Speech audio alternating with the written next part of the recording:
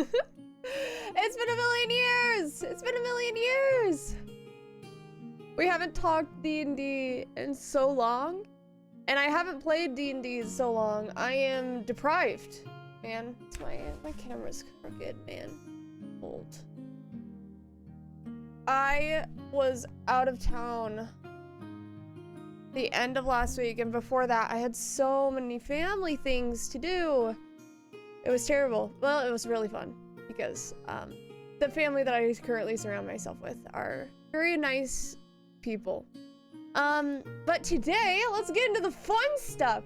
Today, we're gonna be talking about either Gnolls or Goliaths. I kind of want to take a look at what notes I already have written down for them, like in their little communities that I've already built out and where they're supposed to go.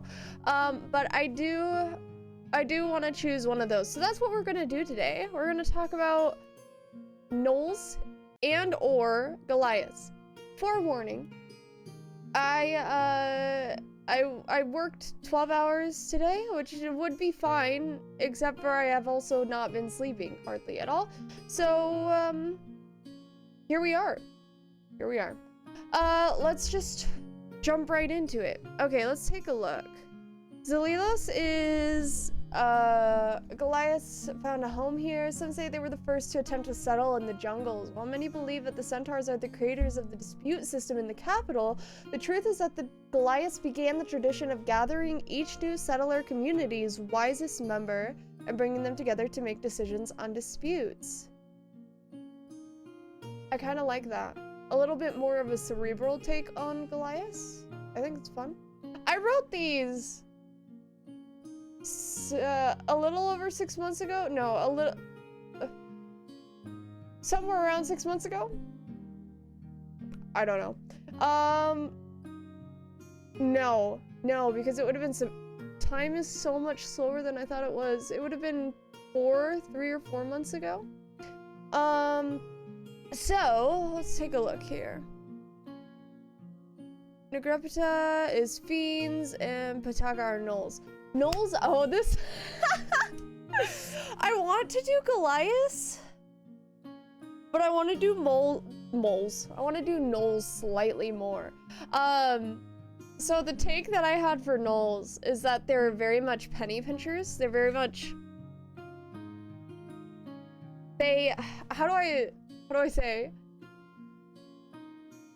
They like to count, they like to collect. And I think that's just so fun. So Gnolls are very possessive. Gnolls are very possessive creatures. This creates hard lines between packs, but also a difficult way of creating a community.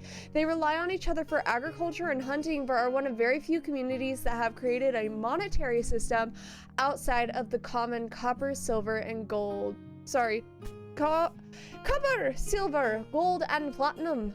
These new bits, as they are called, are made from an ore found in nearby mines that are hammered and combined with brass, a process very akin to kneading them together.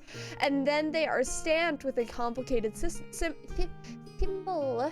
A surprisingly lawful bunch. There are very few counterfeits found in the community, distinguished by very few experts who are aware that the true coins have a very specific notch that appears to just be a scratch the normal eye. Pataka means firecracker. I can't remember what language I pulled this from. But I very much want this group of people to be little gremlins. That's the goal. Let's open this up and get started. All right, so in our previous endeavors into deciding how these communities would work with each other, we kind of looked at their physicality and how that would impact. For Gnolls, I don't know how much their physicality would impact anything. What else? What we've done so far. Hold. God almighty, this is gonna be long. what we did was we did centaurs, which are very much different physically from a humanoid. So they were a little difficult to deal with. Giantkin were also, hi, angry people. Yes, I am about to pass out on camera. I did not hardly sleep, and I had a long work day, but I really wanted to do this. I really want to get back into making these streams and creating a little bit of fun stuff. I think it's gonna be great. We did Giantkin, which while not appearance-wise are, while they're not very different from humanoids appearance-wise, because they're humanoid-esque, they are humongous. And if you have a humongous being of any kind, you have to take into account their diets. So how we ended up doing giants, was that they needed food, but they extract a high percentage of the energy from the food they eat with minimal waste. They're able to extract minerals from rock and soil, which they eat on occasion. Giant can eat an entire organism. So that's kind of how we got around the idea of them being humongous. So if you look into like giant creatures of the past that people have that have taken basically taken a theoretical study on ancient creatures, you'll see like the megalodon shark literally could not survive just because of the sheer size of it, as well as the sheer amount of food that it would need to eat. Hi Senzo, how's it going? Today we are talking about Dungeons and Dragons. We're building out my world. We're gonna do Goliaths or Gnolls, whichever you guys prefer, I think. So we've kind of got two different ideas here. We've got one that's very much not humanoid-esque, aside from like the upper half of them. And then we've got people who are humanoid-esque, but they function differently just because of their size. And then we also did, I think it was goblins, a long ass time ago, which we didn't really talk about. We talked a little bit of their stuff. The only thing that we changed compared to like a normal humanoid is that they can kind of eat rotting meat. Not quite like, you know, mealy and like got creatures in it, but they can eat meat a little bit later into the decaying process than a human could. You don't know what D&D is about. Atrocious. That's okay. Dungeons and Dragons, you can think of it like a video game, except you can do anything that you want. And what a lot of people do, and more power to them, I just literally cannot focus enough to read through an entire module. But a lot of people do is they will take worlds that are already built out for them in the form of modules that Wizards of the Coast or third-party people, freelancers have made, and then they will take that world and basically play in it. What I did was 3 years ago? 4 years ago? It would be 2 years. So I've been playing D&D for 5 years, so it would have been 2 years ago. I made a little world, 2.5. I made a little world for my Buff Ducks campaign. And this is what it is. They were in this area of the world, but this current campaign is over into Call. So we get a little bit of a... So what I'm doing right now is just building out like individual cities. And basically we're coming up with fun ways to explain the habits of people and how they are built, which is really fun. We're building a fantasy playground to play in. Gotta put some details in all the peoples. Exactly, because at least in my game, combat is fun, but combat should always be, in my campaign, it should always be something that I use to advance the storyline. I am not a big fan of random encounters. I don't like them. And I am a bigger fan of intriguing gameplay in all of its forms, including like role-playing and combat. I want them to mesh in a very fun way to basically make something that's fun at all times, even for people that don't like combat. One of the greatest compliments I ever received was from last session, actually, which was like a month ago at this point. One of my players who does not like combat said, I actually really enjoyed this combat that you made. And I was so happy, dude. I was so happy. It's so rewarding to make people have fun. I don't know. It's fun. I love it. All right. Mr. Meatball, you're a fan of Gnolls? Well, are you in luck today? It's time. Okay, so Gnolls are very possessive. Actually, before we do that, hold. Let me grab our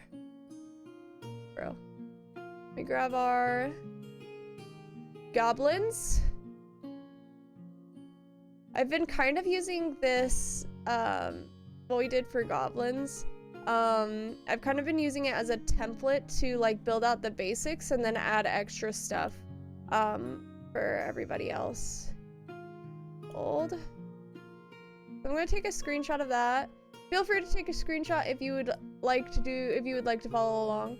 But yeah, this is what we're looking at. We're going to be looking at like an overview, which is already mostly written. We may add some details in there.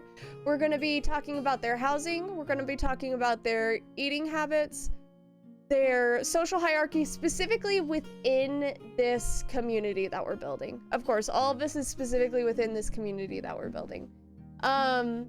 Their defense in case they need to take on fights, their travel, so like for the giants, they would only travel because they had that's part of their draw, is that they can travel much faster than like a normal sized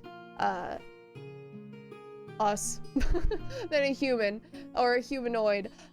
So because they can travel faster and they can carry great loads to us, not necessarily to them, but great loads to our size, they can carry it and basically commute between different communities and basically make a trade in their own form, a service of trades. I know you're not much for D&D canon, but will you be taking anything from it for Gnolls? I don't know. What I usually do is I will look at the stuff that they have and take what I want. But if I don't like any of it, I won't be taking it, honestly. So I'm gonna toss this over to the side and let's get started on Gnolls.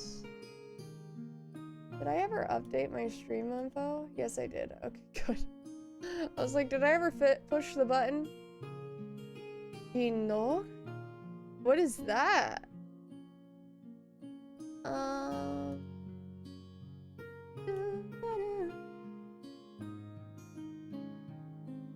Goblins and their kin. Alright. Gnolls are very possessive creatures. So we kind of need to determine how they make bonds with other people. If they're very possessive, they may find their communities more inclined to the idea or something akin to marriage. So I also think that getting married, or whatever their version of that may be, taking a life partner, essentially. I think that to do so and to bring them into your home is like the ultimate show of trust. So, Gnolls prefer to live alone.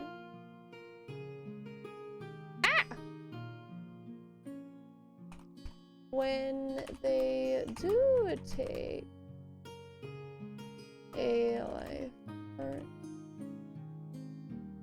and bring them into their home, it is usually it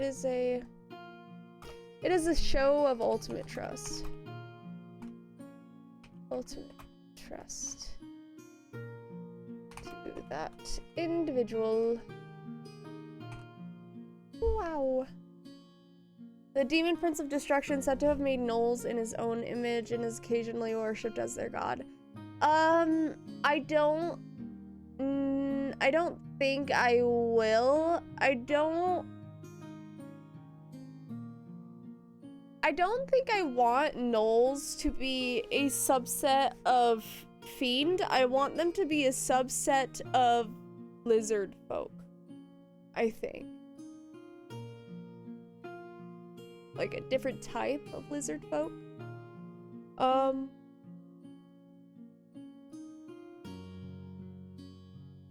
Kind of the same way like goblins and hobgoblins are. But Gnolls are more like the underground version of lizard folk, and lizard folk are more above ground, maybe. Okay. They prefer to live alone. When they do take a life partner and bring them into the home, it is a show of ultimate trust to that individual. Accountants and the like are both admired greatly for being trustworthy enough to handle the books, but are also scrutinized the closest. I don't know if it's good for anything, but wild hyenas live in matriarchal familiar. I'm not thinking of Gnolls. Dude, what am I thinking of? The small dudes. Small little lizard dudes. Small lizard dudes. DD. No, not lizard folk. Kobolds! That's what I'm thinking of. That's what I'm thinking of. Okay, the image is different, but the vibe is the same. You know? Do I have a place for kobolds? Maybe they are just part of the lizard folk. It's been a long time since I've done this. Sanguine. Kobolds! They do have their own. Okay, perfect. I didn't forget about them. Help. My brain is empty. It's empty. There we go. Okay, so Gnolls prefer to live alone. When they do take a life partner and bring them into their home, it is a show of ultimate trust. Accountants alike are both admired greatly for being trustworthy enough to handle the books, but are also scrutinized the closest. Female hyenas tend to be larger and more aggressive than males. Interesting. They live in matriarchal familial packs. Let's look at hyena. Fun hyena facts. Fun hyena facts. Wow. Oh wow, they're significantly larger.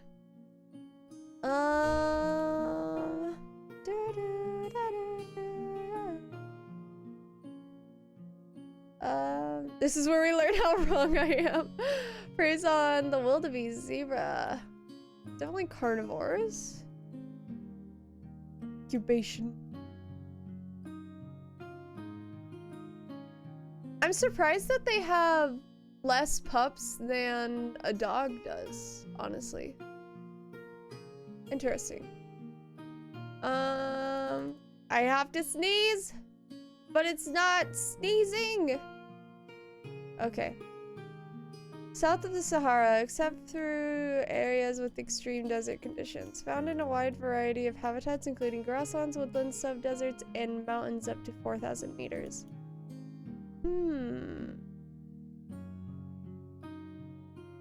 They live in clans, dominated by females, that can reach up to 70 members. Maybe I do switch the kobolds.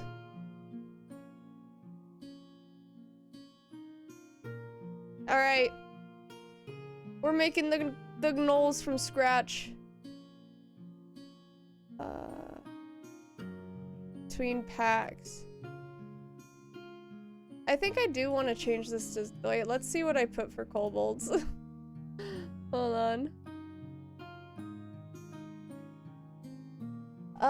Kobolds settled here long after the other cities had been created. Legends say the first kobolds led them out from a secret entrance to the Underdark, and upon seeing the ocean they were enthralled. Ask any kobold and they will tell you it's because they like fish and could not be bothered traveling a longer distance to the capital. Cute. Okay, I take it back. We're keeping the gnolls as they were. Alright. This cool idea doesn't work if they're furred creatures. So maybe they're just really good with ironwork and they make like gloves to knead the brass and the ore. I don't know. Anyways, goodness gracious, I'm not gonna stop yawning. When they do take a life partner and bring them into their home, it is a show of ultimate trust to that individual. Accountants and the like are both admired greatly for being trustworthy enough to handle the books, but are also scrutinized the closest. I like it, I like it, I like it. Let's do these gnolls. Because I think... So let's think about human relationships, right? So the draw of somebody, oh my goodness, I never switched my thing. Now you can see. Hold. Nobody told me. It's great. So my brain is not working today, man. What was I talking about? I had an idea, and then it was gone. Let's think about human relationships. That's what it was. So, if I were to live in packs, if I were not to be relatively stationary, I would more or less travel in packs as an idea, which we get into nomad culture and all that fun stuff, but specifically, I want to focus on the idea that you cannot survive alone when you are traveling, especially long distances, and you are nomadic. You could survive alone, but it's just like, it'd be really rough. So I think that if a group who essentially spent a lot of time traveling together as a unit eventually settled down, maybe that's where their possessiveness came from, like almost a toxic individuality culture, if that makes sense. It's okay to save this for another day when you're more rested. No, I want to do it today. I want to get back into it, and I want to do more work on this. And we're gonna be probably doing more world building on Friday as well. And I want to do one of these. I'm trying to get more of a regular schedule going and kind of stick to it to some degree. So that's where we are. Anyways, so I kind of like the idea of them developing almost a toxic positivity culture. Sorry, not toxic positivity. That's another discussion. A toxic individuality culture. Maybe it's like almost shameful to not be able to take care of yourself. I think that would be interesting.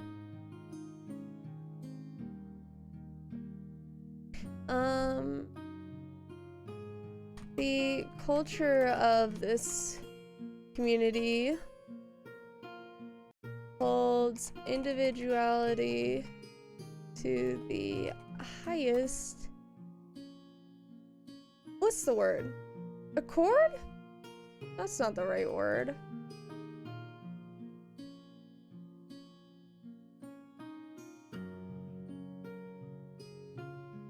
It's slightly, it's similar but not quite there. The culture of the standard isn't right either. I'll just put a star here. All right. Those who are not capable. I think this would also, if they'd ever decide to go to this city, I think this would also create a very interesting dynamic for an adventuring party who definitely relies on each other for survival. I think that it would be very interesting to see a community that essentially is opposites of what keeps them alive, essentially. Those who are not capable of taking care. Wow. Of, oh my god, I can't. Of themselves are seen as weak and not worthy. Counted like are both admired, are both admired greatly for being trustworthy enough to handle the books, but are also scrutinized the closest. To the highest degree is not the right word. I'll read this back later and be like, when? What was I thinking? Okay, let's take a gander. My spacing is borked, bro.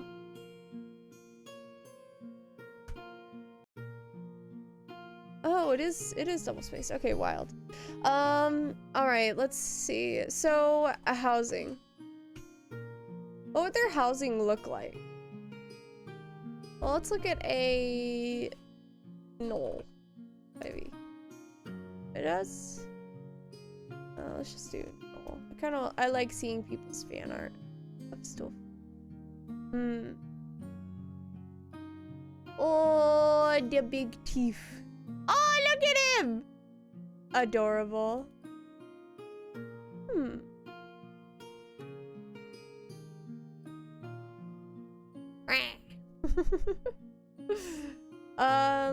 Okay. They're a little hunched. They bend at 2 places in the knee.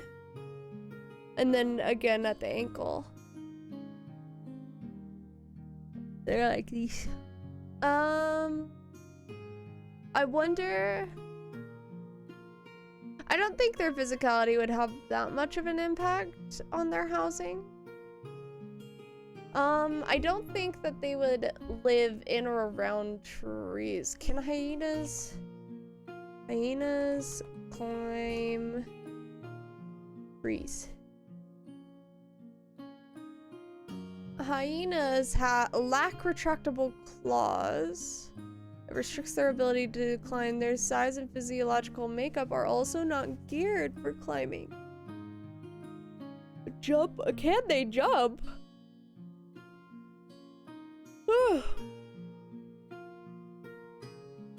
It's actually just trying its best to jump as high as possible using the tree trunk for stability. Interesting. Okay, so they can't really climb trees, which means they probably wouldn't have tree houses of any kind. I wonder if they even need a fun little housing fact. I don't know if I want to include that just because it's an extra detail that I don't think needs to be clarified. They just live in normal houses, you know? I don't think they would dig holes in the ground or something like that. They wouldn't make their homes in the trees. They wouldn't have any particular needs in terms of physicality. So I think that we will actually ignore the housing bit. And let's take a look at the next section. Their eating habits, they are carnivorous. Because hyenas are not omnivores. Are hyenas omnivores? They're carnivorous. Oh, that's fun. Primarily carnivores that subsist on meat and bones. However, aardwolves stick to termite and larvae, and several hyena species will supplement their diets with fruit to get through lean times. Interesting. Classically scavengers. I'm pretty sure I've seen videos of them hunting before, though. But generally scavengers, I believe, yes.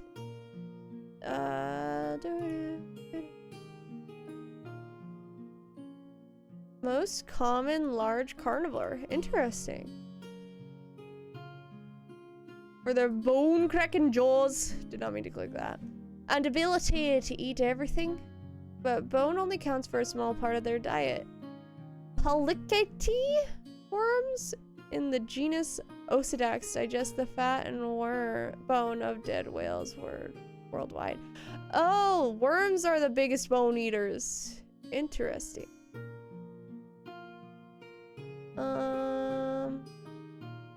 Are they closer to a cat or dog? They really are? That's so interesting. Mongooses?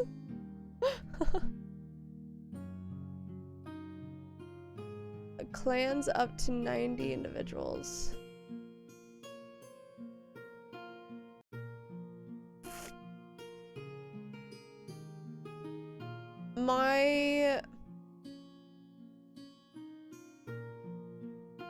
There's a part of, okay, listen to me. There's a part of me that wants to change the Gnolls, like the basics of them.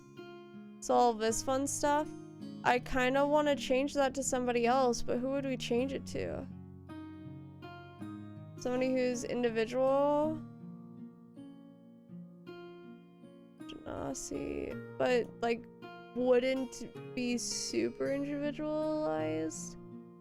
Arakakra, maybe? Orc clans? Maybe. No. First Minotaurs. Okay. So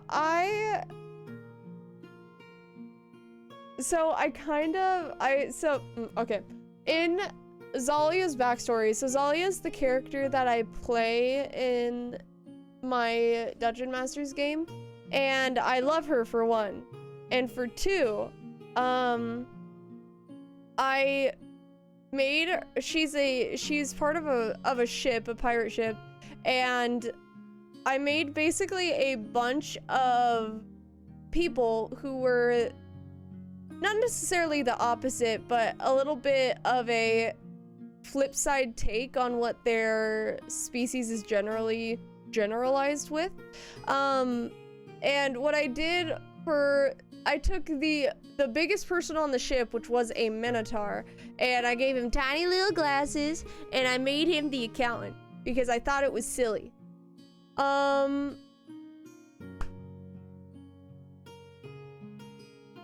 At the beautiful sight, legends say they swore to live peacefully on these shores, which does not go with the individualized.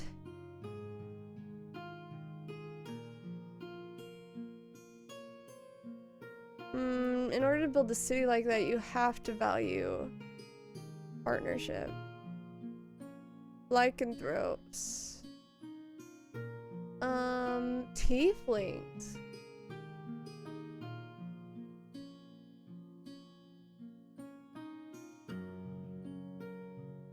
Alright, we're changing stuff. We're making the kobolds the gnolls.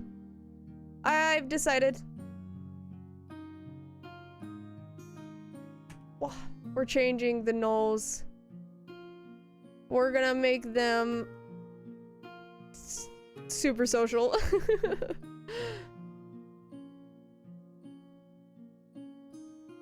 Alright. Kobolds are very possessive creatures.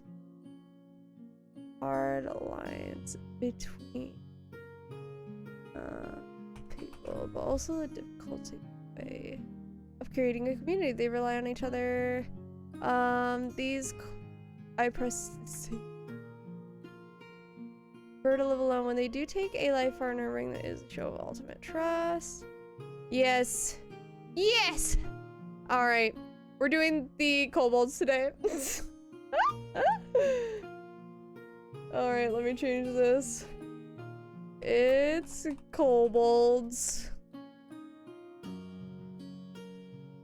Stream info updated. Okay. So. Brilliant. Okay, so now that we've got that sorted out, we're gonna actually work on kobolds today. Let's do...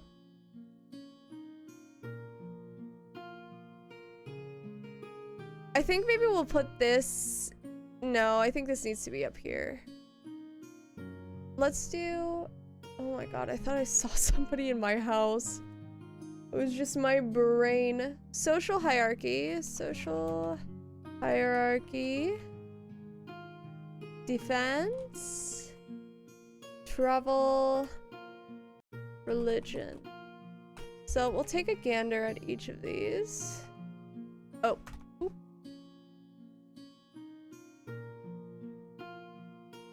All right. Never mind. We do put this under social hierarchy. I want the... So their diet. Let's let lizards. Are lizards omnivorous?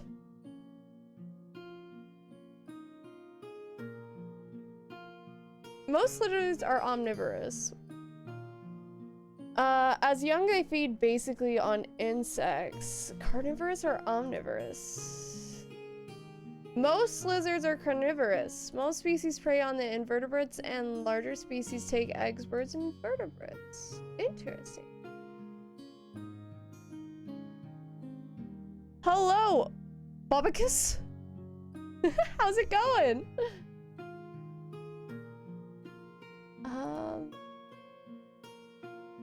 So I think we go for omnivorous as our classifying bit. It's always kobolds, isn't it?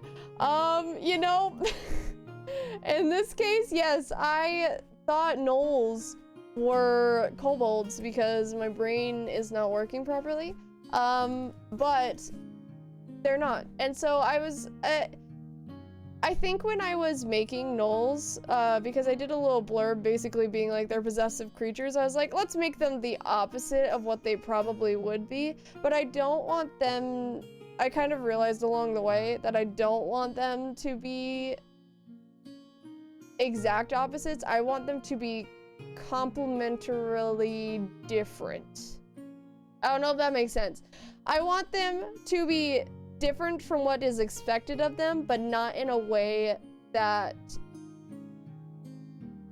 would be completely nonsensical. Anyways, but they are also scrutinized closely. So we did a little social hierarchy, which is fun. So in terms of government, kobolds.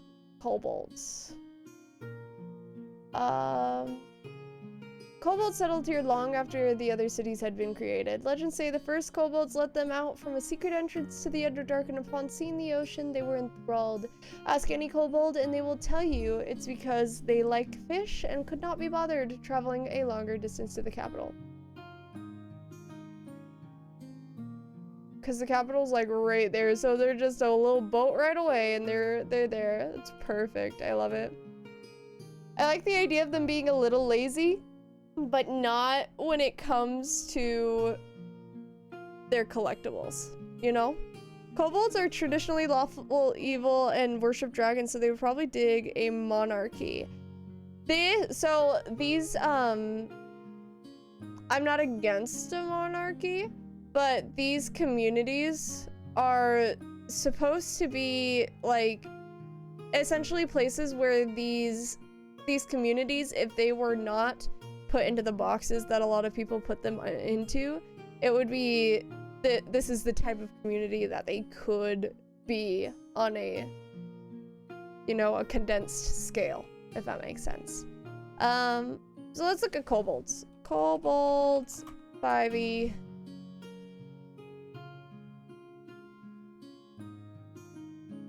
Commonly infest dungeons, they make up for their physical ineptitude with a cleverness for trap making.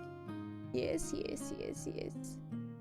Let's do kobolds, Forgotten Realms. Take a look at a little bit of their history. Alrighty. Kobolds were aggressive insular. I can't remember what that word means. Ignorant or uninterested in cultures, ideas, or peoples outside of one's own experience. Yeah, industrious, small, humanoid creatures. They were noted for their skill at building traps and preparing ambushes, and mining. They were distantly related to dragons and urds. What's an urd?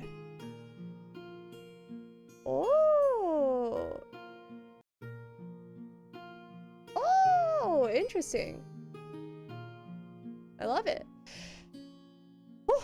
They were noted for their skill at building traps and preparing ambushes and mining. They were distant related, but they were often found serving as their minions.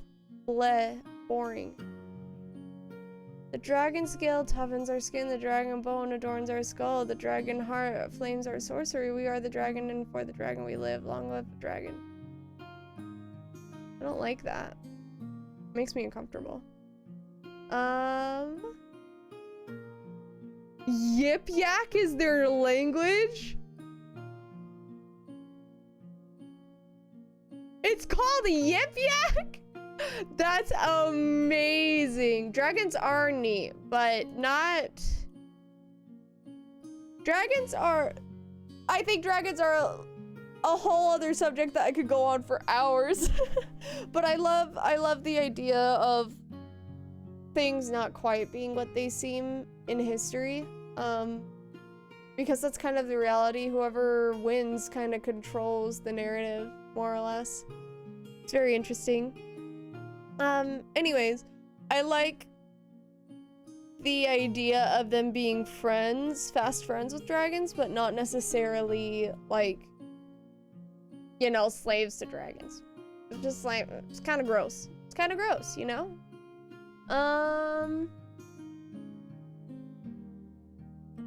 They're so small. Long clawed fingers, draw like a crocodile. They got horns. I wonder if maybe like there's a culture of adorning their horns. That would be fun. I think that would be a lot of fun.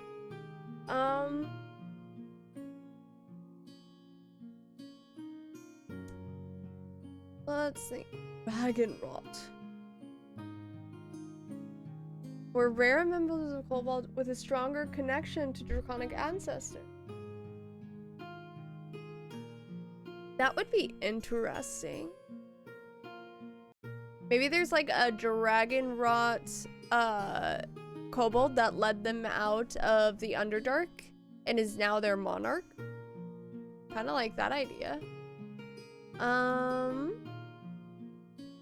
They were resentful of their short stature and hated members of other races who poked fun at them for this.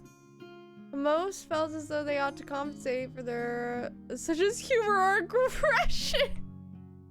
Don't at Gen Z like that, man. Oh my god, they'll come for you. They would naturally tend to hate larger creatures, and although they would show respect and obedience if required, they would always look for ways to display their resentment. The ultimate goal of a kobold race was to conquer as much land as possible. Sheer numbers. So a lot of, they would probably be. See, this is kind of what I like. So where is it? Try to overwhelm with sheer numbers. This kind of gives to the idea that they're used to being packed in together. So going, like, basically turning that expectation on its head and being like, actually, they just really don't want to share space anymore. They've been doing that for so long in the Underdark, and they came out of there and they were like, no, we want to vibe on our own, you know? Like, people are great, but we kind of want to individualize ourselves, and then kind of took it to a little bit of a next level on the individualization scale.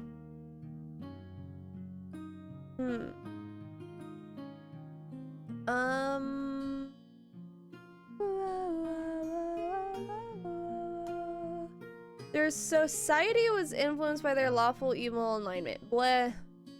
I think natural alignments suck. Like, if you're brought up in a society where lawful evil is like the general morality core of your community, it makes sense, but just as a default, I think alignments are dumb. Kobolds are confident and happy to remain separated from the other races. Even tall ones are shorter than I am when they're flat on their backs and on a hole filled with spikes. Amazing. With the ultimate comeback. Where other races considered heroes to be those who enact great feats of strength or military prowess, kobold heroes were those who showed great prowess in trap setting, torture, and ambush. Love to see it.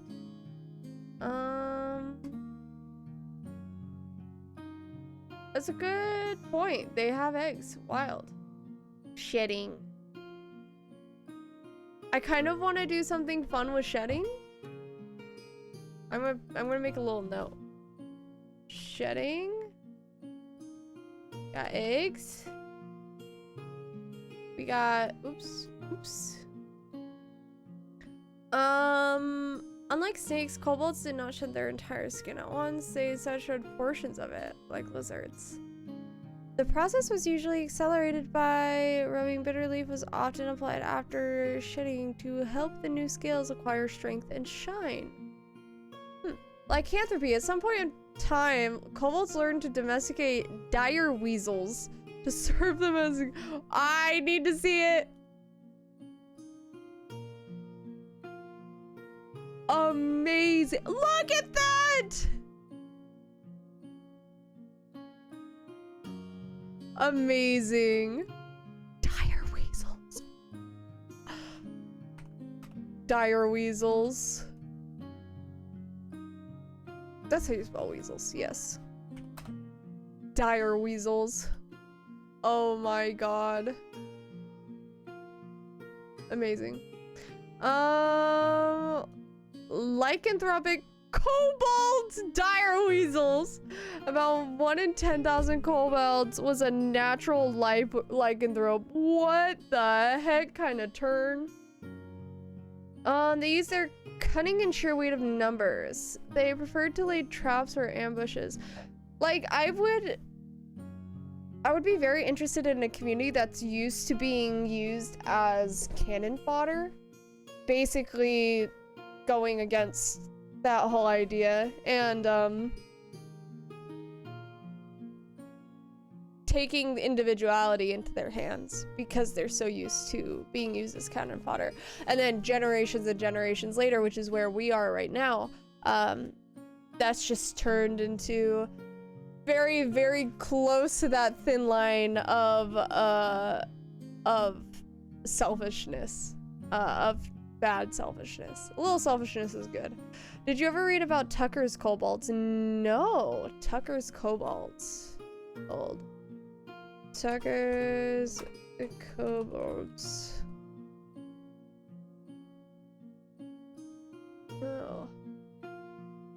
Tucker's Kobolds. We got letters on an occasion asking for advice on creating a high-level ADD Game adventures. Tucker's Kobolds seem to fit the bill. Many high-level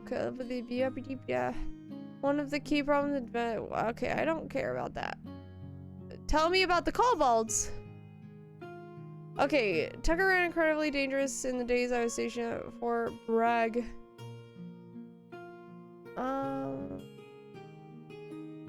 This dungeon had corridors that changed all of your donkeys into huge failing demons or dropped the whole party into acid baths, but demons were weenies compared to the kobolds on level 1. These kobolds were just regular kobolds with 1 to 4 HP and all that, but they were mean. When I say they were mean, I mean they were bad. Jim! They graduated magna cum laude from the Sauron Institute for the Criminally Vicious. It's about kobold tactics. Ooh. Let's see. We're a fictional triad of kobolds made famous by Roger E. Moore's editorial in Dragon magazine issue. The editorial described a dungeon crawl adventure while normally kobolds are considered extremely weak monsters of no significant threat, Tucker's kobolds were intimately familiar with their home territory and were well prepared to repel invaders using devious traps and ambushes. Tactics described in the editorial included trapping the party in a corridor filled with flammable materials that they then set on fire, shooting crossbows at the party through murder holes or from sniper positions with prepared escape routes, and hurling Molotov cocktails at the party from behind the cover of flaming barricades that groups of kobolds pushed ahead of them with metal poles. Party's hireling and henchmen were all killed, and they had to abandon their donkeys and many of their supplies in their hurry to get through the kobolds' territory. The party ultimately escaped down an air shaft inhabited by demons. Interesting. See, that's the thing that I kind of wish people would use more of, is taking advantage of players going directly into the lair of whoever they are trying to fight. Like, if you're gonna go directly into somebody's home who is like known for being magical, you think they aren't gonna have magic traps and stuff around? Anyways, I love this take, but for me, like, I just kind of assumed that this was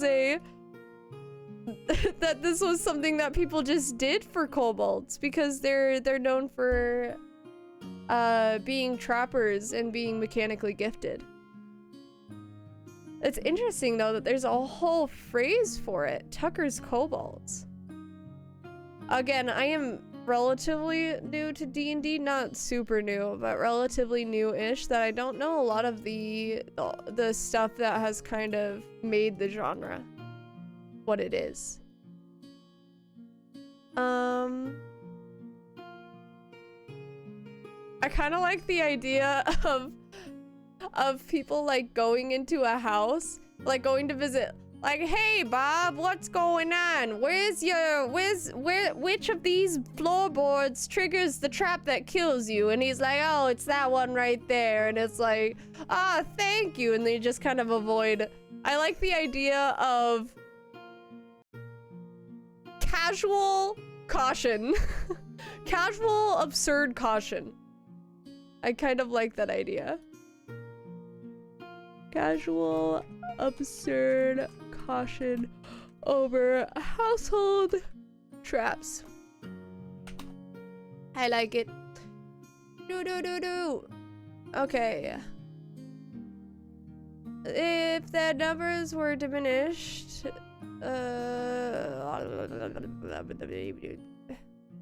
they don't like gnomes. That is that's a rivalry I didn't expect. Kobolds would usually loot whatever the many Trevors of the world, what treasure they could carry from their defeated enemies who were usually killed. Occasionally, kobolds would enslave their foes, who then might be sold on unless they were gnomes, which kobolds would always kill but never eat. Kobolds are a lot less cute when they learn how to cast fireballs. Amazing. The story is 15 years old or more. Yeah, I don't know. 15 years is not that long and yet a ton of time at the same time. When you compare it to like the beginning of D&D to what it is now, the difference in 15 years has been astronomical.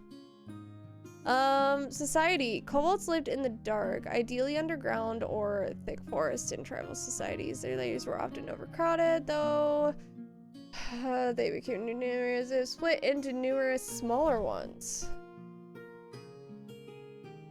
See, this is interesting because basically these people have been living in, or we're talking generationally wise, right? We're talking over an extensive period of time, of people essentially being forced to live in conditions that are relatively undesirable, and basically going to the radicalized version of it of extreme individuality instead of just like maybe only a couple people live together.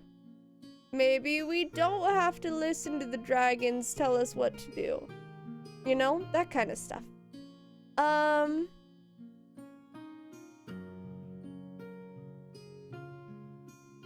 Kobolds would fight to settle their differences, although these fights were not usually lethal. This led to a lack of deep-rooted divisions or grievances in Kobold society. They were respectful of authority figures and would obey diligently, particularly when their ruler was of lawful evil alignment. Dark vision preferred exile to execution. Split tribes in order to spread their kind over a larger region. Kobolds had natural tendencies towards sorcery.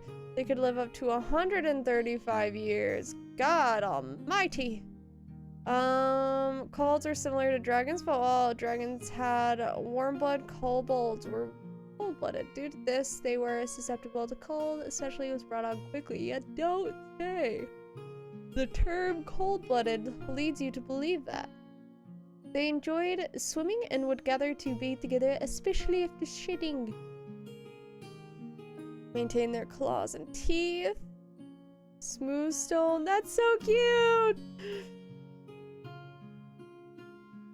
Love it, that's adorable.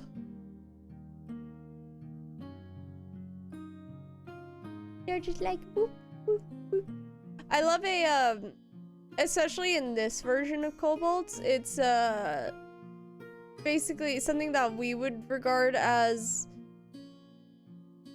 unsanitary, gross to some extent, is like not something that they would find that, but then they also like take good care of their teeth and their nails, basically. I think that's intriguing.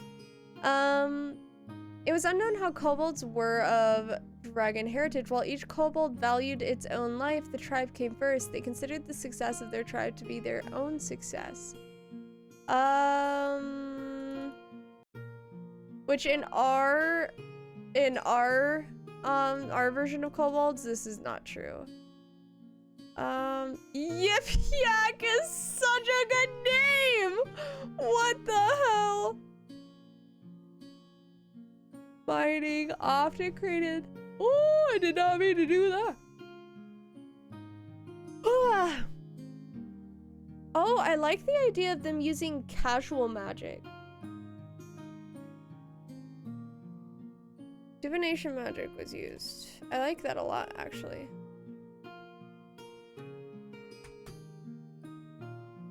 I keep pressing. I should just bring this one over here. A high portion of Kobold tribe were miners. Each family group was expected to cut its own room, the walls of which they would adorn with a pictorial history of the family. Hear me out. Hear me out. They're in a forest with giant trees, and in previous generations, they dug into walls to dig their own houses. What if they lived inside these giant trees? Just like dug into the tree. I think that would be wonderful.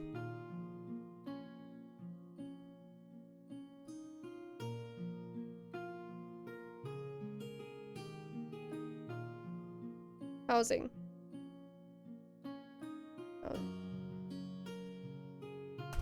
Alright, kobolds. Meet your maker. This community is built into the trees. Literally. Haha.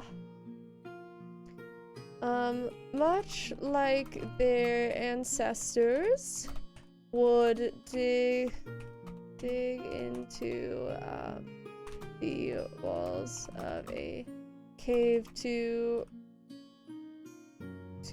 create a home. These later generations dug into the giant trees around them and made their homesteads. God. Woo! Let's go! Okay. A high portion of kobold. Oh, we already read that. The greatest art for kobolds was trap making. The use of invention and cunning in traps was the mark of a good trap maker. The other art form was the pictorial representation of the tribe's history created on the walls. I kinda... Okay, so I have an odd idea, I think, because I don't know if it works. So, in terms of them like making a pictorial version of their history, I think that's really fun. But what if they did it on trees? The trees would eventually rot and fall down, and then your history is just gone. So, I wonder if maybe there's like a festival. What if we made a festival where what if we made a festival where every year they redraw their history, and then any old trees that fall down are like burned or floated away in the ocean or something? I think that would be so fun. Let's do festival of fates. They like divination magic. We could play a little bit with fates, with the idea of fate and destiny. I think that's really fun. I think that would be a lot of fun, honestly. Wow. Okay. So, Festival of Fates. Every year, the community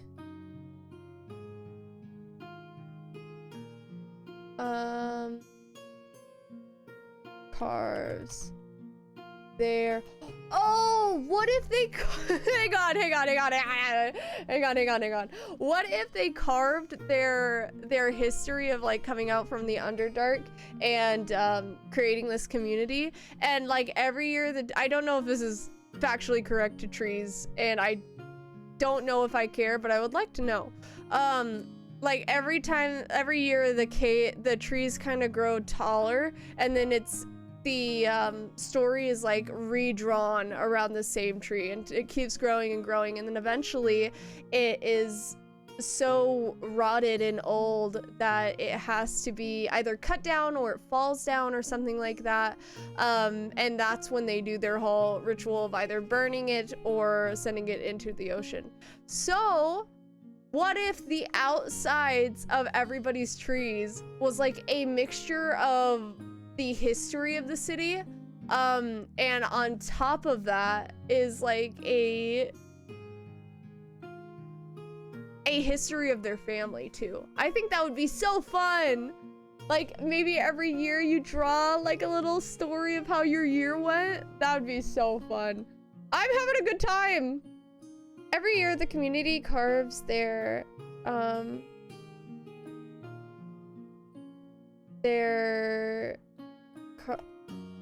I don't know how to say this without using their communities.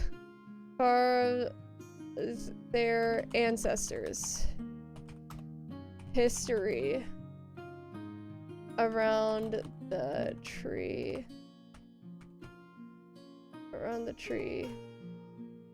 That they have made their home in, as well as the... I don't want to say the story of how their year went, because that's not... as the depiction of the year's successes. I like it, I like it. Festival of Fates. Every year the community carves their ancestors' history around the tree that they have made their home in, as well as the depiction of this year's successes. I like it. Every year when the tree grows, they draw a new line until the tree is rotted and falls down. This could take generations. This could take generations.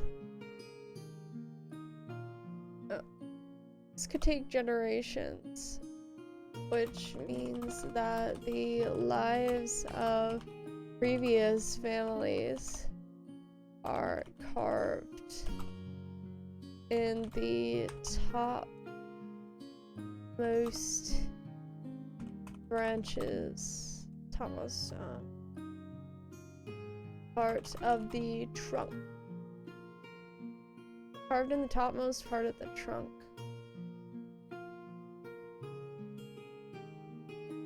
When the rotting prevents families from living in the tree,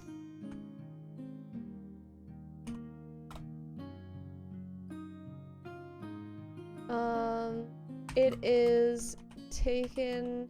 I kind of want them to send it out into the ocean, like to kind of bring it back to the whole like they're enthralled thing. I love that. It's taken to the ocean and set adrift. Festival of Fates! This is so fun! I'm so excited. That is gonna be so much fun.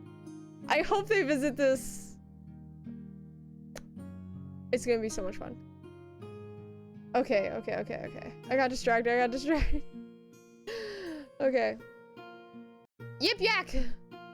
Not that, this! Fashion. They like jewelry! Okay, I'll take it. I love it. They could be possessive about their personal jewelry collection. Much effort was put into crafting beautiful jewelry, unlike other items which were functional rather than aesthetically pleasing. Sleeveless shirts, I appreciate that. But kobolds enjoy dressing in more elegant clothing for festivities. Cute! They were made to complement the wearer's eyes! Amazing. Brilliant. Other garments might be dyed to demonstrate the wearer's affinity to a particular kind of dragon.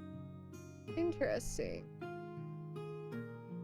They don't wear footwear. The soles of feet were hard enough to cope with most surfaces. Due to the amount of time kobolds spent mining, gemstones were readily available and they used these to adorn their clothing. Cute. Kurtulmak, the god of war and mining who hates all living things.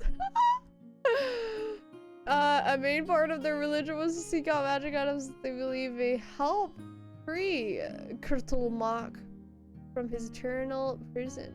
The other main god worshipped was Gaknulak, god of protection, stealth, trickery, and traps. Dakarnok, The remainder of the Kobold pantheon was combined of deified Kobold heroes. So the way I kind of want to, it's a little bit of an off topic, but the way that I'm planning on doing the 9 hells system is that people who like are terrible in life, but they do a lot for the 9 hells, you know, up there, they get, when they go to the 9 hells, they get turned into like varying levels of, what's it called? Of devils. So people who are just, you know, used as pawns would be those like mound of flesh dudes. And then somebody who was like super evil, corrupted other people, got them a ton of souls, got a lot of contracts for people. That kind of person would be like a bone devil or something crazy like that, you know? So, and I don't think that I want to, because we were talking about how kobolds followed the demon prince. I forgot what you said.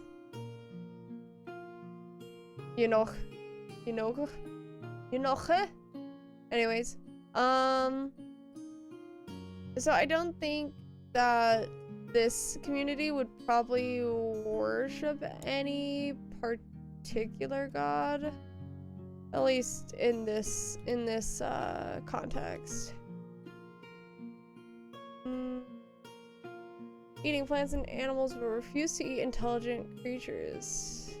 Oh, would not refuse. They were able to eat just about anything when the situation came. I don't know if I think I might do this for the Gnolls. But nope, that's Gnolls again. You're right.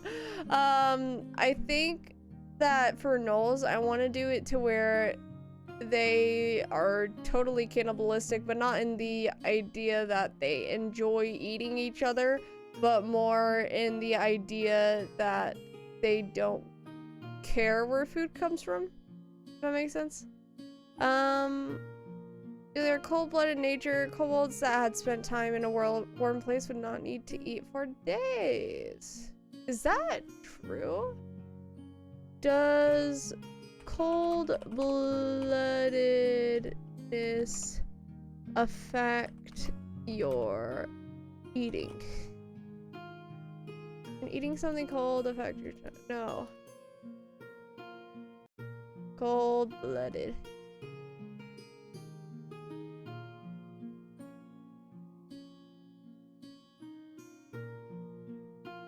Use food for energy, metabolize food does release heat. Cold-blooded animals have a lower metabolic rate. Oh.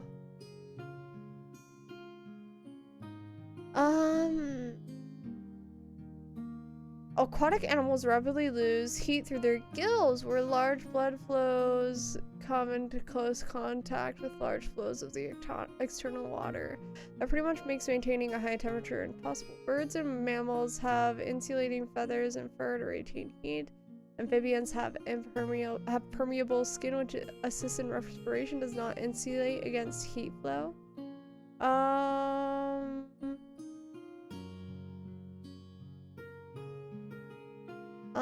So there are many possibilities except for reptiles. The largest of these do somewhat partially regulate, and most people agree that the many dinosaurs generating sufficient heat this way. This did not answer their question at all. This is probably more close to what they were looking for. The trouble with this classification is that no animal maintains exactly a set temperature all the time, and no animal just leaves itself to the whims of the weather. Different animals simply have different tools for controlling their temperature that fit their differing lifestyles. Cold-blooded animals generate waste heat just by being alive. They don't take steps to moderate their temperature like shivering, sweating, panting, or modulating the flow of blood to the extremities. Interesting, interesting. I kind of like the idea of of kobolds going into like the canopy of trees and sunbathing. I think that's a good little tidbit there. Simply rewards those that work with survival. We come along in event categories 6 to 10. Interesting. They can use muscle heat to increase temperature above the surrounding environment, but requires specific evolved things to do, so heat up. I got so distracted. Huh. Okay, back at it. I think we learned a little bit, which may come into effect when thinking about their diet. They're able to eat just about anything. Warm place that would not eat. Because that never answered my question. I honestly, they're just omnivorous.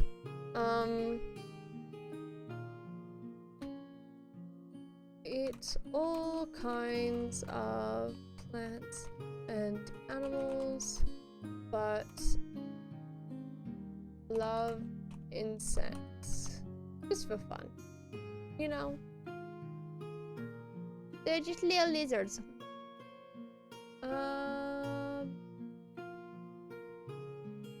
Yeah. History, I don't particularly care about that. A bard. 1370s until it became a shop. Until they became a shopkeeper some years later. A kobold hero had a short life and shorter career. Amazing.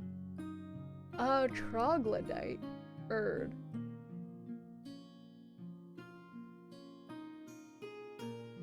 According to first edition, they speak Goblin Orcish, as they were considered goblinoid race. Over the past few editions, has gradually taken on more reptilian characteristics.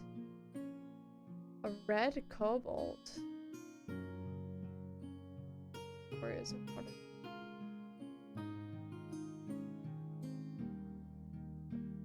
Interesting.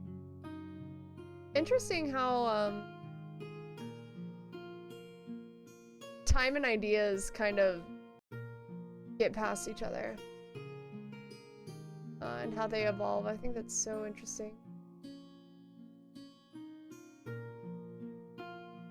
AD&D trading cards. I didn't know those existed. Alright, we've got a little bit to work with. Let's start rocking and rolling on this. Alright, but love insects. I like the idea of them making insects for people who may not necessarily want to eat insects. But they're like, this is our delicacy. It's delightful. Here. You know? Festival of Fates is my favorite thing I think I've created for any of these groups. Defense, giant fucking weasels, bro. Giant weasels. Travel, giant weasels.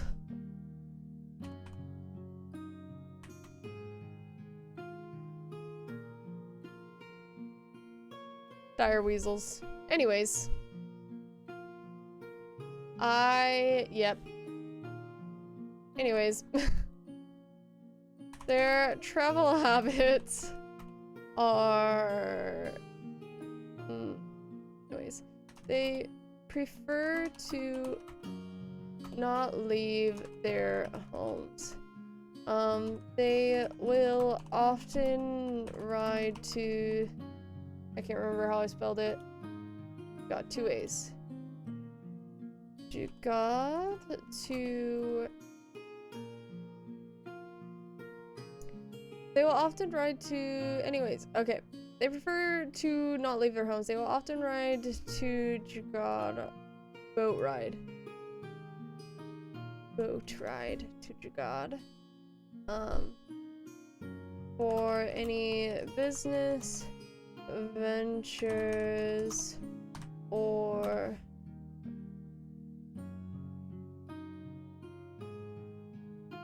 Probably just 2. words, but it feels like it has the vibes of one word, you know? They will often boat ride to Jagad for any business ventures or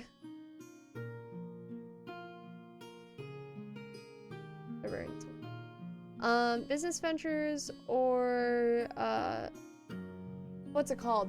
Governmental proceedings of the state. Government, we'll just do proceedings that they are called for. Of course, there are exceptions, but they are few and far between. Easy! Easy!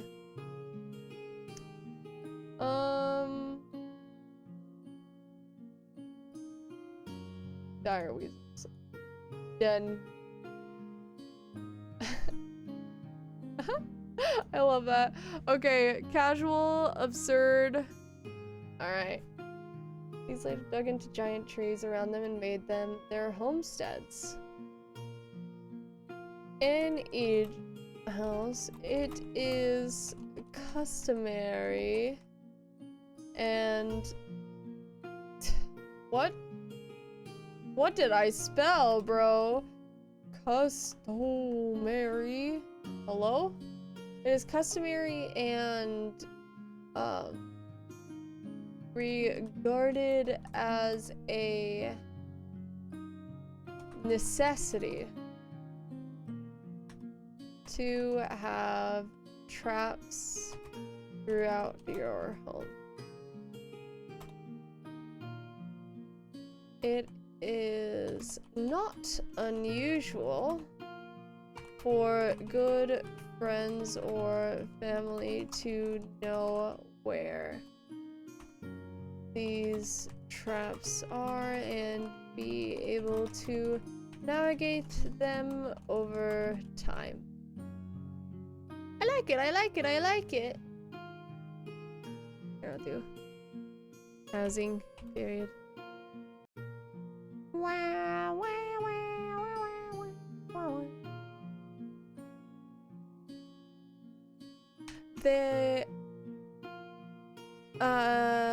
This community is ruled by a monarch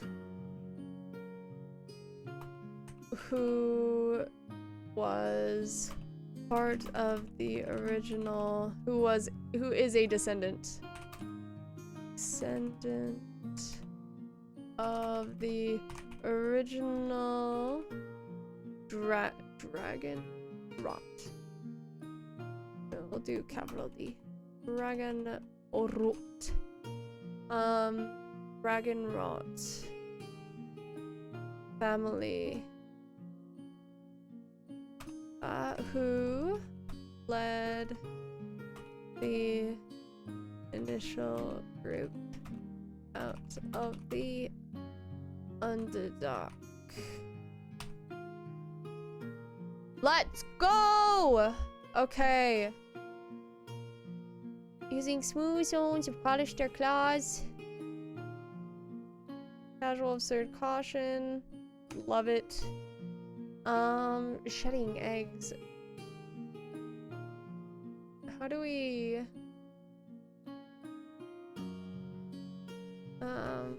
So we have shedding eggs and smooth stones, polish claws. Almost every home has a room dedicated to caring for eggs if they choose to have any, shedding, and personal hygiene, such as claw sharpening and polishing.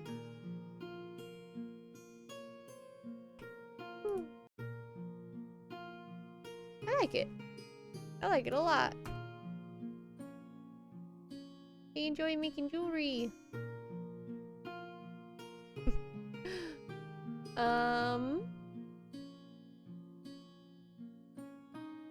I like the idea of their trees being fireproof.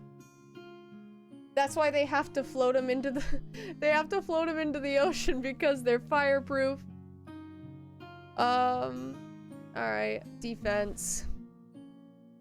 Kobolds in this area are known for their magical prowess, especially in divination. Oh, what did I do? They often use divination magic to find good veins of ore, but they also use it to spy on and keep track of their potential enemies. Aha. One of the few examples of, I don't want to say family units. So what I'm thinking is that there's like the monarch of the Kobolds community probably has a lot of people that they trust around them. So probably the few examples of a smaller community in this community is within the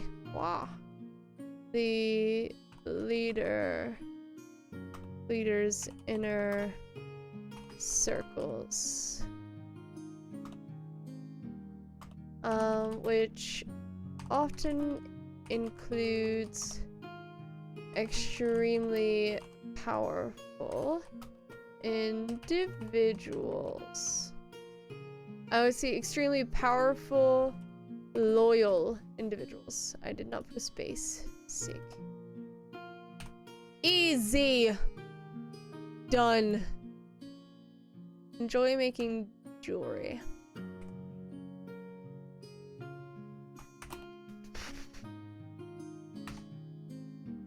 All right. Religion.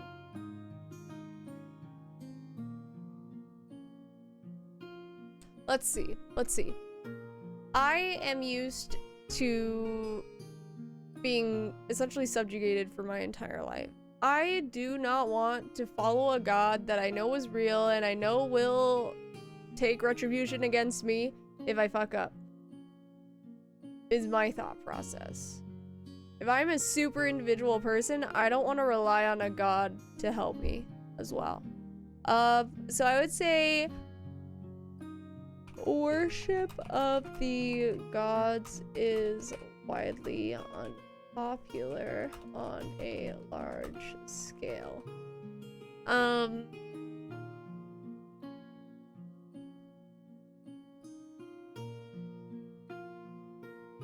Much like their worship is generally directed to their ancestors, who they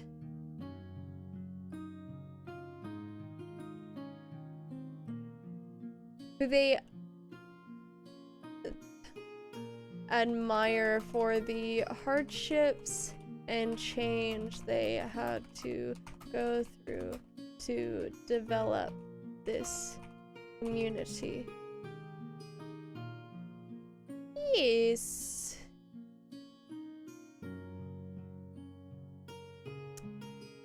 I do want to add another thing. Frivolities, maybe? Dress. The people of this, Barako are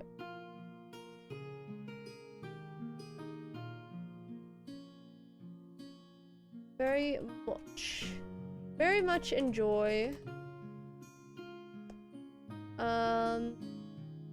crafting of all kinds, but especially with fabrics and jewels.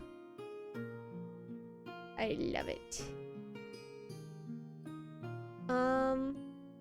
I don't want it to be like a class symbol. Like if you see a rich person with like diamond earrings and diamond bracelets and like a diamond encrusted handbag or something like that.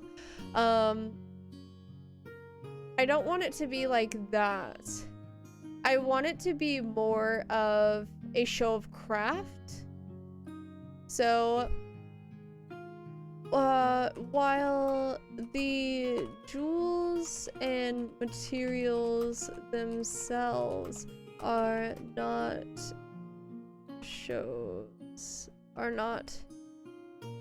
necessarily regarded as showing off, they are showing. But especially with fabrics and jewels, while the jewels and materials themselves are not necessarily regarded as showing off, their craftsmanship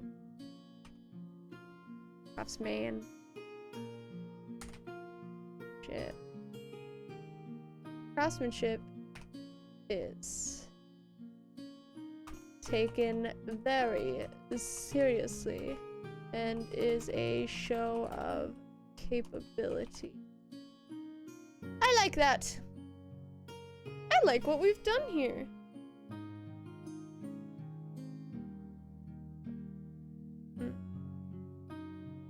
Yes. All right, let's do a quick review. All right. Kobolds settled here long after other cities had been created. Legends say the first kobolds led them out from a secret entrance to the Underdark, and upon seeing the ocean, they were enthralled. Ask any kobold, and they will tell you it's because they like fish and could not be bothered traveling a longer distance to the capital. Kobolds are very possessive creatures. This creates hard lines between people, but also a difficult way of creating a community. They rely on each other for agriculture and hunting, but are one of the few communities that have created a monetary system outside of the common copper, silver, gold, and platinum. These new bits, as they are called, are made from an ore found in nearby mines that are hammered and combined with brass, a process very akin to kneading them together, and then they are stamped with a complicated symbol. A surprisingly lawful bunch, there are very few counterfeits found in the community, distinguished by very few experts who are aware that there's an extra space here. Coins have a specific notch that appears to be just a scratch to the normal eye. Housing. This community is built into the trees! Much like their ancestors would dig into the walls of a cave to create a home, these later generations dug into the giant trees around them and made their homesteads. In each house, it is customary and regarded as a necessity to have traps throughout your home. It is not unusual for good friends or family to know where these traps are and be able to navigate them over time. Almost every home has a room dedicated to caring for eggs if they choose to have any, shedding, and personal hygiene, such as claw sharpening and polishing. Social hierarchy. These kobolds prefer to live alone. When they do take a life partner and bring them into their home, it is a show of ultimate trust to that individual. The culture of this community holds individuality to the highest degree. Those who are not capable of taking care of themselves are seen as weak and not worthy. Accountants and the like are both admired greatly for being trustworthy enough to handle the books, but are also scrutinized the closest. This community is ruled by a monarch who is a descendant of the original Dragonrot family who led the initial group out of the Underdark. Omnivorous, eat all kinds of plants and animals, but love insects.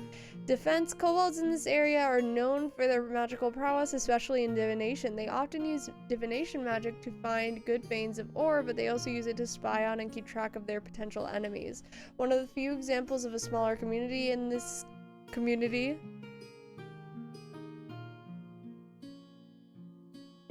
twice, it's bugging me, is within the leader's inner circles, which often includes extremely powerful, loyal individuals. Travel, dire weasels. Anyway, they prefer to not leave their homes. They will often boat ride to Jugad for any business ventures or governmental proceedings that they are called for. Of course there are exceptions, but they are far and few between.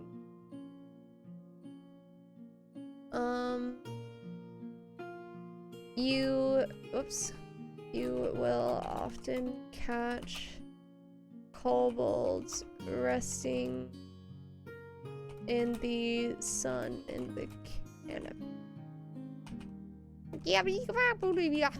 There we go. Alright, where were we? They are far and few between. Religion, worship of the gods is widely unpopular on a large scale. Their worship is generally directed to their ancestors, who they admire for the hardships and change they had to go through to develop this community.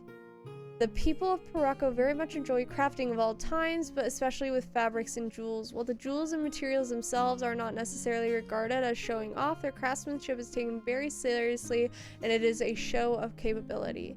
The Festival of the Fates is my favorite thing. Every year, the community carves their ancestors' history around the tree that they have made their home in, as well as the depiction of the years as, I would say depictions of the year's successes. Every year when the tree grows, they draw a new line until the tree is rotted and fall down. This could take generations, which means that the lives of previous families are carved into the topmost part of the trunk. When the rotting prevents families from living in the tree, it is taken to the ocean and set adrift. I like it.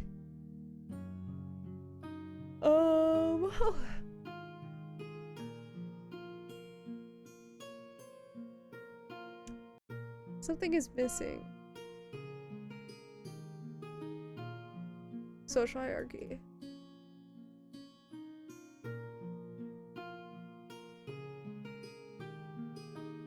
Okay. Yes, I do think that makes sense there. Kind of want to put it before housing, but we'll leave it there. Okay. Another successful stream. How long have we been doing this? An hour and a half? A little over? Some change? Let's go. Okay, so this is so fun, actually. We get to do something fun. A hold. I'm gonna try raiding for the first time, but I don't know if I'm gonna do it right. Hang on. Hold. I want to make sure I'm doing it right. /raid followed by the name of the channel. Okay, all right, we're gonna go ahead and raid this small streamer who's playing Valorant. I know that might not be your guys' thing, but I still think it's fun to expand communities. So I hope you like her. She seems super sweet, and have a good one.